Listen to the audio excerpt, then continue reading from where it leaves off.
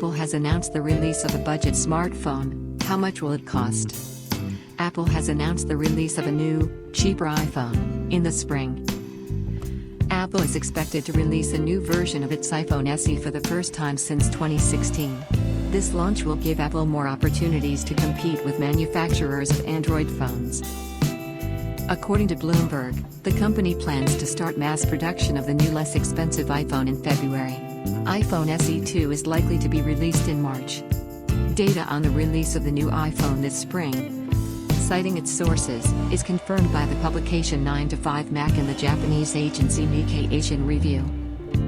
The new iPhone SE 2 is supposed to look similar to the iPhone 8. Nikkei Asian Review reports that the cheaper iPhone will get a 4.7-inch display, like the iPhone 8, which Apple now sells for $450. It is also expected that the phone will be available in more classic colors: silver, space gray and red. The base model can get the same amount of memory as the iPhone 11 and 11 Pro. With a high degree of probability, iPhone SE 2 will be released in two versions: 64GB and 128GB of memory. The experts of the market do not have confidence that the cheap version of the phone will come out with 256GB. It is estimated that the new iPhone SE 2 will cost $400, making it hundreds of dollars cheaper than the iPhone 11 and iPhone 11 Pro.